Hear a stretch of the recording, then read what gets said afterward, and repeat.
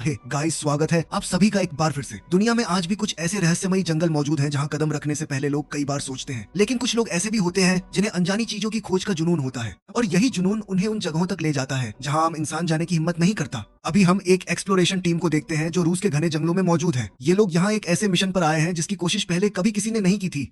जब ट्रेविस जंगल के भीतर आगे बढ़ रहा था, तभी उसकी नजर एक मरे हुए विशाल भालू पर पड़ती है। उसका शरीर इतना बड़ा था कि उसे देखकर कोई भी हैरान रह जाए, लेकिन उससे भी ज्यादा चौंकाने वाली बात यह थी कि उसे बेहद बेरहमी से मार दिया गया था। आसपास जांच करते हुए ट्रेविस को एक बहुत बड़ा दांत मिलता है।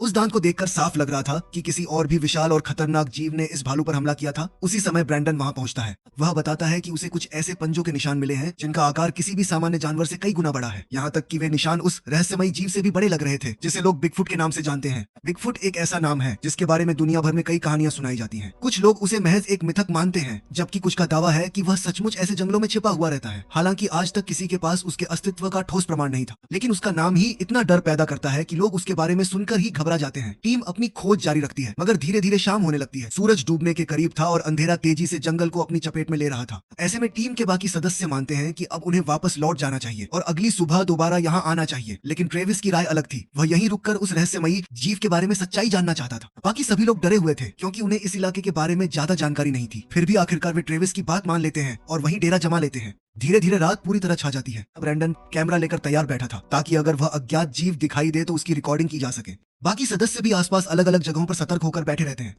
तभी अचानक पास की झाड़ियों में तेज सरसराहट सुनाई देती है। सभी लोगों की धड़कनें तेज हो जाती हैं। हर नजर उसी दिशा में टिक जाती है। उन्हें लगता है कि शायद वही रहस्यमयी शिकारी वापस लौट आया है। लेकिन कुछ क्षण बाद झाड़ियों से एक छोटा सा खरगोश बाहर निकलता है। उसे देखकर सभी राहत की सांस लेते हैं और उनका डर कुछ देर के लिए हंसी में बदल जाता है। मगर यह राहत ज्यादा देर तक नहीं रहती। अचानक एक विशालकाय भालू बिजली की गति से आता है और उस खरगोश पर हमला कर देता है। उस भालू का आकार देखकर पूरी टीम दंग रह जाती है। किसी को यकीन नहीं होता कि इतना बड़ा भालू वास्तव में मौजूद हो सकता है। सबसे ज्यादा घबराया हुआ स्कॉट था। शायद इसी वजह से भालू सबसे पहले उसी की ओर बढ़ता है। यह देखकर हैकर, जो एक अनुभवी शिकारी था, तुरंत अपनी बंदूक तान लेता है। लेकिन जैसे ही वह गोली चलाने वाला होता है, ट्रेविस उसके सामने आ जाता है। वह उस जानवर को मारना नहीं चाहता था, इसलिए वह भालू का ध्यान अपनी ओर खींचने की कोशिश करता है और उसे कैंप से दूर ले जाने लगता है। पूरा जंगल उस विशाल जीव की दहाड़ों से गूंज रहा था। टीम के कुछ सदस्य डर के कारण छिप जाते हैं क्योंकि वे अपनी जान जोखिम में नहीं डालना चाहते थे। इसी बीच ट्रेविस को सही मौका मिल जाता है और वह भालू को बेहोशी का डांट मार देता है। दवा असर दिखाने लगती है और कुछ ही देर में वह कमजोर होकर पहले से लगाए गए जाल में फंस जाता है। अब जाकर टीम को थोड़ी राहत महसूस होती है, लेकिन हैकर इससे खुश नहीं था। उसकी जिद थी कि उस भालू को किसी भी कीमत पर मार देना चाहिए। उसे लगता था कि ऐसा करने से वह पूरी दुनिया में मशहूर हो जाएगा। इसी लालच में वह छिपकर उस भालू पर गोली चला देता है। गोली लगते ही भालू दर्द से तड़प उठता है और दोबारा पूरी तरह होश में आ जाता है। उसका गुस्सा पहले से कहीं ज्यादा बढ़ चुका था। भालू सीधे उसी इंसान की ओर बढ़ता है जो सबसे ज्यादा डरा हुआ था, यानी स्कॉट। इस बार स्कॉट उसकी चपेट में आ जाता है और अपनी जान गंवा बैठता है। कुछ देर बाद भालू वहां से चला जाता है, लेकिन उसके पीछे एक बड़ी त्रासदी छोड़ जाता है। स्कॉट की मौत के बाद ट्रेविस हैकर पर भड़क उठता है। उसे लगता है कि अगर उसने गोली न चलाई होती तो यह हादसा नहीं होता। मगर हैकर अपनी गलती मानने के बजाय उल्टा ट्रेविस को ही दोष देने लगता है। उसके अनुसार अगर ट्रेविस जिद करके वहां रुकने का फैसला न करता तो यह सब कभी नहीं होता। समय बीतता है और ट्रेविस वापस लंदन लौट आता है, लेकिन स्कॉट की मौत और उस रात की घटनाएं लगातार उसके दिमाग में घूमती रहती हैं। ऊपर से हैकर उसके खिलाफ कानूनी कार्रवाई भी शुरू कर देता है, जिससे उसकी परेशानियां और बढ़ जाती हैं। एक दिन उसके पास डॉग नाम का एक वकील आता है। वह एक बेहद अमीर क्लाइंट की ओर से उससे मिलने आया था। डॉग कुछ तस्वीरें और दस्तावेज दिखाता है जिनमें एक रहस्यमयी आकृति दिखाई देती है। फिर वह बताता है कि चीन के एक रेन फॉरेस्ट में पानी की पाइपलाइन बिछाने का काम चल रहा है। उसी दौरान वहां काम कर रहे लोगों ने एक अजीब जीव को देखने का दावा किया है। कोई उसे नरक का साया कह रहा है तो कोई एलियन समझ रहा है, लेकिन डॉग का मानना था कि शायद वह किसी दुर्लभ प्रजाति का जीव है जिसे दुनिया विलुप्त मान चुकी है।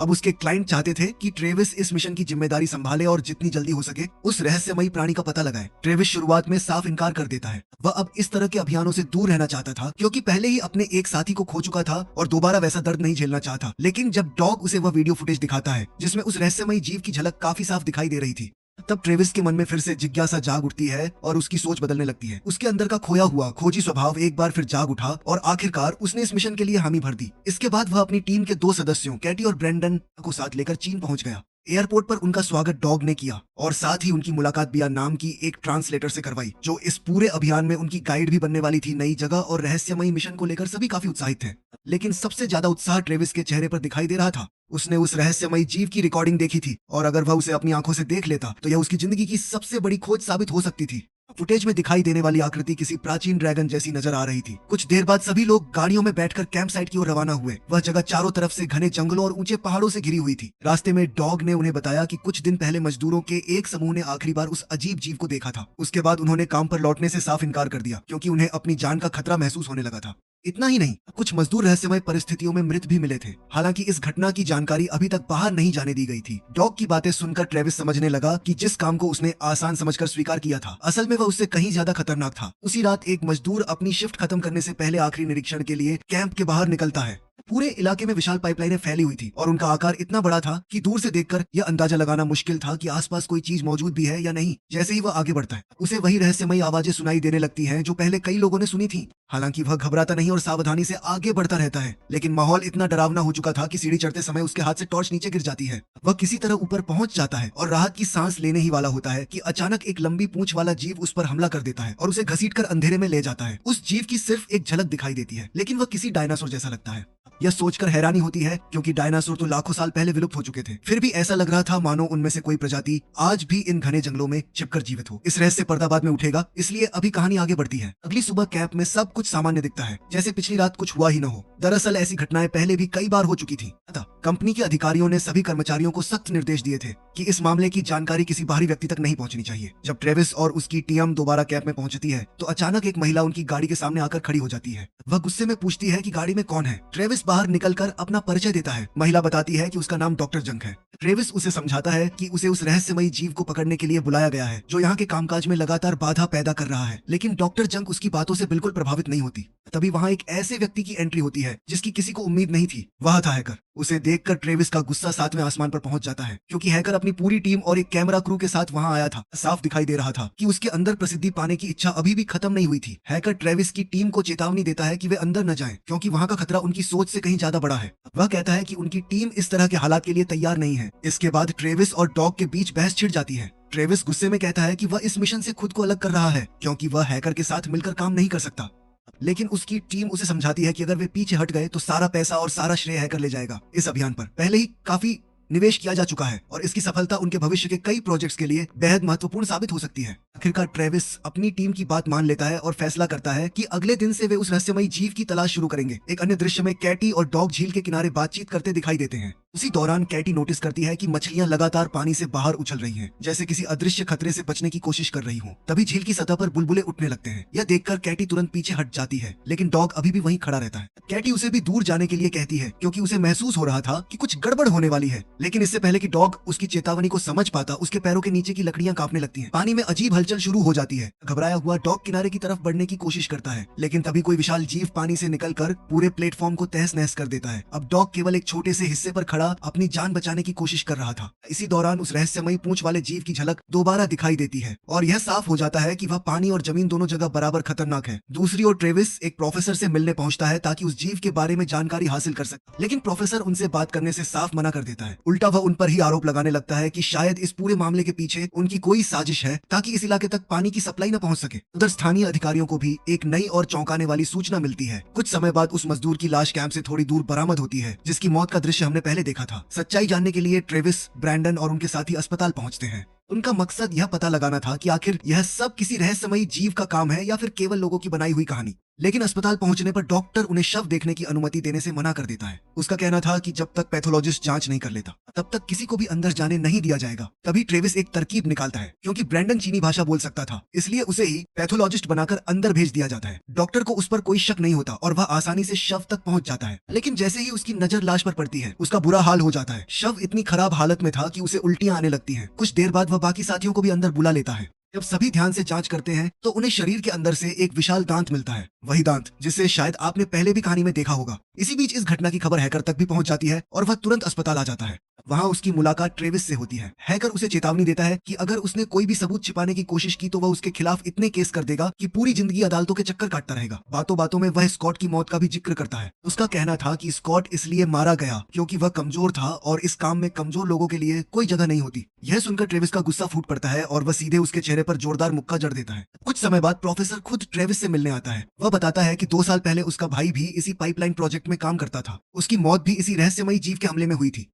उसने कई बार पुलिस को सच्चाई बताने की कोशिश की, लेकिन किसी ने उसकी बात पर भरोसा नहीं किया। हर किसी ने उसे झूठा और पागल समझा। तभी उसने ठान लिया कि वह एक दिन इस जीव का सच पूरी दुनिया के सामने लाकर रहेगा। अपनी खोज के दौरान एक दिन उसने उस प्राणी को देखा और उसकी वीडियो भी रिकॉर्ड कर ली। तभी जाकर लोगों ने उसकी बात पर यकीन करना शुरू किया। इसके बाद वह सभी को उस जगह पर ले जाता है जहाँ उसे अपने भाई का शव मिला था और जहाँ उसने वह वीडियो शूट की थी। वहाँ पहुंचकर उन्हें जमीन पर बड़े बड़े पंजों के निशान दिखाई देते हैं। यह साफ इशारा था कि आसपास कोई बेहद विशाल और खतरनाक जीव मौजूद है।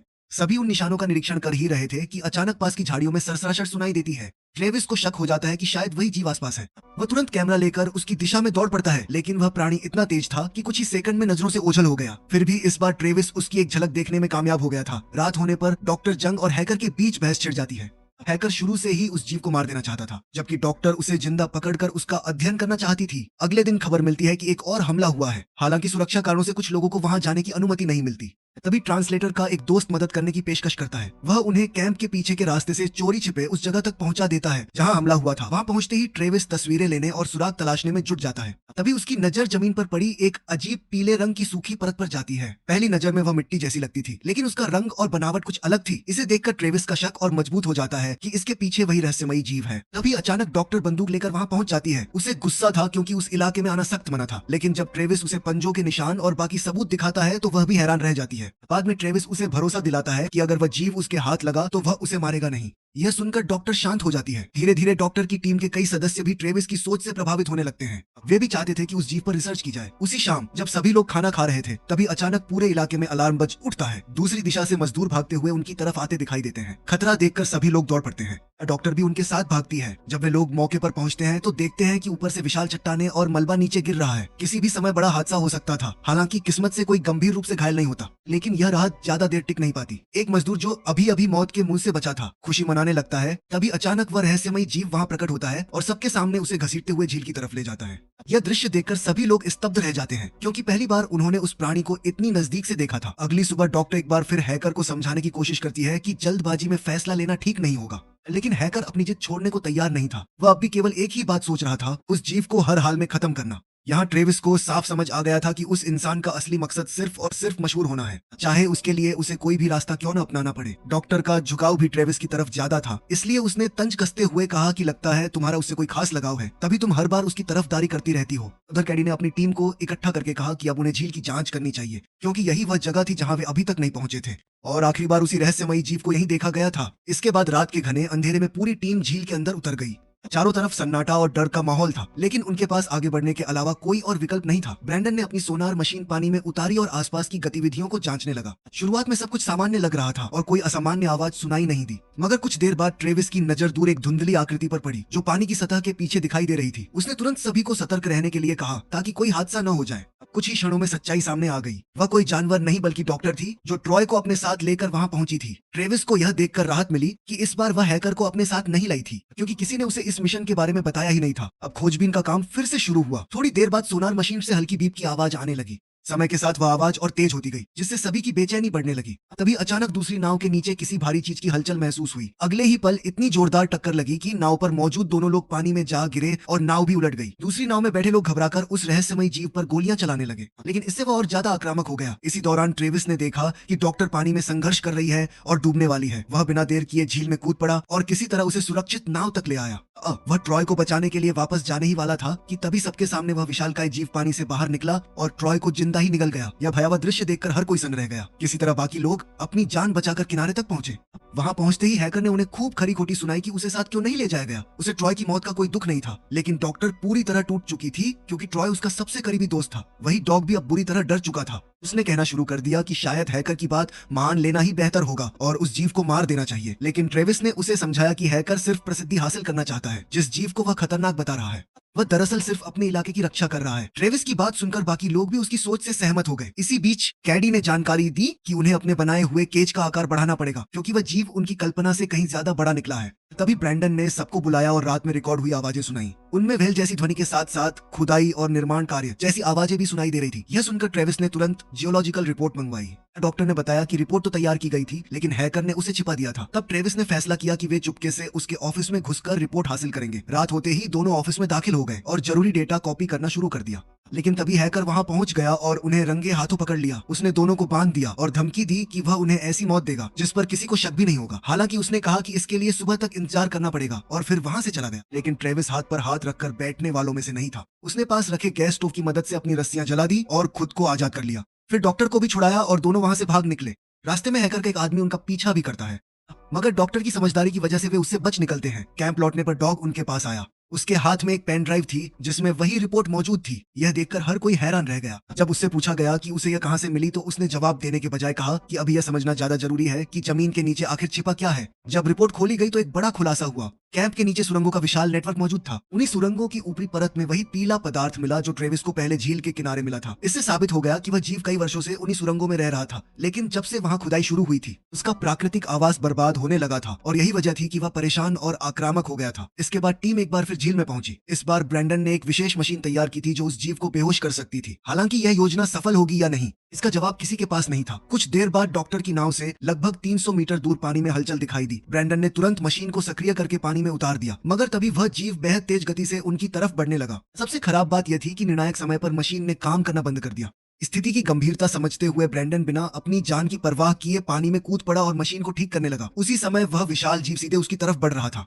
जब ब्रैंडन को महसूस हुआ कि अब सतह तक लौटना संभव नहीं है, तो उसने जोर से चिल्लाकर कहा, बटन दबा दो। डॉग ने हिम्मत जुटाई और आखिरकार बटन दबा दिया। उसी पल वह रहस्यमयी जीव आखिरकार वहां से पीछे हट जाता है, लेकिन जाते जाते वह नाव को इतनी जोर से टक्कर मारता है कि कैटी गंभीर रूप से घायल हो जाती है। उसी दौरान ब्रैंडन भी ऊपर पहुंच जाता है। तभी हैकर की टीम भी वहां आ धमकती है। ट्रेविस सबको वापस लौटने का सुझाव देता है क्योंकि कैटी की हालत काफी खराब थी, लेकिन कैटी का मानना था कि उनके पास यह मौका दोबारा नहीं आएगा, इसलिए उन्हें अभी पीछे नहीं हटना चाहिए। इसके बाद सभी लोग एक विशाल सुरंग के अंदर प्रवेश करते हैं। वह जगह बेहद अंधेरी थी और वहां एक अजीब सी गंध फैली हुई थी। अंदर पहुंचते ही उन्हें वह विशालकाय रहस्यमयी जीव दिखाई देता है जो गहरी नींद में सो रहा था। यह देखकर वे लोग तुरंत अपना विशेष पिंजरा तैयार करने लगते हैं ताकि उसे सुरक्षित तरीके से पकड़ सके। ब्रैंडन मशीन को सेट करने में जुट जाता है, लेकिन अनजाने में उससे एक गलती हो जाती है। उसकी वजह से वह जीव जाग जाता है और सीधे ब्रैंडन के पीछे पड़ जाता है। अब ब्रैंडन अपनी जान बचाने के लिए पूरी ताकत से भागने लगता है। दौड़ते दौड़ते उसे एक छोटी सी गुफा दिखाई देती है। उसका प्रवेश द्वार इतना संकरा था कि वह विशाल जीव उसके अंदर नहीं घुस सकता था, इसलिए ब्रैंडन किसी तरह वहां शरण ले लेता है। दूसरी ओर ट्रेविस लगातार आवाज लगाता है जिससे उस जीव का ध्यान उसकी तरफ चला जाता है। इसके बाद एक बेहद खतरनाक स्थिति पैदा हो जाती है। ट्रेविस गुफा के अलग अलग हिस्सों में छिपने की कोशिश करता है। उसके हाथ में एक विशेष हथियार भी था और वह बार बार उस जीव पर डार्ट फायर करता रहता है। हालांकि उसे यह नहीं पता था कि वे डार्ट्स असर कर भी रहे हैं या नहीं। कुछ देर बाद लगातार भागते भागते ट्रेविस खुद भी थक जाता है। तभी वह जीव उसके बेहद करीब पहुंच जाता है। ऐसा लगता है कि अब उसकी बचने की कोई उम्मीद नहीं है, लेकिन अचानक उस जीव की हरकतें धीमी पड़ने लगती हैं। उसका शरीर लड़खड़ाने लगता है और कुछ ही पलों बाद वह वहीं बेहोश होकर गिर जाता है। इसका मतलब था कि आखिरकार डार्ट्स ने अपना असर दिखा दिया था। इस सफलता से ट्रेविस, ब्रैंडन और कैटी बेहद खुश हो जाते हैं। लेकिन तभी पीछे से ताली बजने की आवाज सुनाई देती है। यह हैकर था जिसे वहां देखकर ट्रेविस चौंक जाता है। उसे अच्छी तरह पता था कि हैकर का असली इरादा क्या है। ट्रेविस उससे पूछता है कि इस बेहोश जीव को मारकर उसे आखिर क्या हासिल होगा। जवाब में हैकर कहता है कि उसे केवल इस जीव के साथ एक तस्वीर चाहिए ताकि पूरी दुनिया में उसका नाम हो जाए। इतना सुनते ही ट्रेविस अचानक उसके एक आदमी को मुक्का मारकर बेहोश कर देता है और वहां अफरा तफरी मच जाती है। इसी दौरान ट्रेविस एक चौंकाने वाला सच बताता है। वह कहता है कि यह वही जीव नहीं है जिसकी वे तलाश कर रहे थे। असल में यह तो सिर्फ उसका बच्चा है। जैसे ही वह यह बात कहता है तभी वहां उस बच्चे की मां पहुंच जाती है। उसका आकार उस छोटे जीव से लगभग दोगुना था। आते ही वह हैकर के दो आदमियों को पल भर में मौत के घाट उतार देती है। हालात तेजी से बिगड़ने लगते हैं। उसी समय ब्रैंडन सबका ध्यान अपनी ओर खींचकर बाकी लोगों को बाहर निकलने का मौका देता है। जब सभी बाहर पहुंचते हैं तो उन्हें पता चलता है कि हैकर ने कैटी और उनके कुत्ते को पिंजरे में कैद कर रखा है। उन्हें बचाने के लिए ट्रेविस भी उसी पिंजरे के पास पहुंच जाता है, लेकिन तभी वह विशाल जीव फिर से वहां आ जाता है। जैसे ही उसकी नजर बाहर खड़े हैकर पर पड़ती है, वह उसे उठाकर पूरी ताकत से दीवार पर दे मारता है। इस जोरदार हमले से हैकर वहीं बेहोश हो जाता है। इसी बीच ब्रैंडन अपनी जान जोखिम में डालकर उस जीव का ध्यान अपनी तरफ खींच लेता है। इसका फायदा उठाकर ट्रेविस बाकी लोगों को सुरक्षित बाहर निकाल देता है। हालांकि वह खुद वहीं रुक जाता है क्योंकि उसके पास अभी एक आखिरी काम बाकी था। वह ब्रैंडन द्वारा तैयार की गई मशीन को सक्रिय कर देता है। मशीन से निकलने वाली तेज ध्वनि उस विशाल जीव को बुरी तरह परेशान करने लगती है। कुछ ही देर में वह दर्द से तड़पते हुए दोबारा बेहोश होकर जमीन पर गिर पड़ता है। इसके बाद ट्रेविस भी सुरक्षित गुफा से बाहर निकल आता है। उसे सही सलामत देखकर सभी लोग राहत की सांस लेते हैं और बेहद खुश हो जाते हैं। कहानी के अंत में बताया जाता है कि उस जीव को बाद में चीन के एक विशेष रिजर्व क्षेत्र में रखा गया, जहां वैज्ञानिक उस पर लगातार अध्ययन कर रहे हैं। अब तक हुई रिसर्च से यह संकेत मिले हैं कि वह जीव डायनासोर और छिपकली जैसी प्रजातियों के गुणों का मिश्रण है। वह आमतौर पर जमीन के सैकड़ों मीटर नीचे रहने वाला जीव है, जहाँ इंसानों की पहुंच लगभग नामुमकिन है। लेकिन जब इंसानों की गतिविधियों ने उसके प्राकृतिक आवास को नुकसान पहुंचाया, तब वह मजबूर होकर सतह पर आ गया। और इसी के साथ यह रोमांचक कहानी यहीं समाप्त हो जाती है। अगर आपको यह कहानी पसंद आई हो तो अपनी राय कमेंट में जरूर साझा करें। हम फिर मिलेंगे एक नई और दिलचस्प कहानी के साथ। तब तक के लिए धन्यवाद और अपना ख्याल रखिए।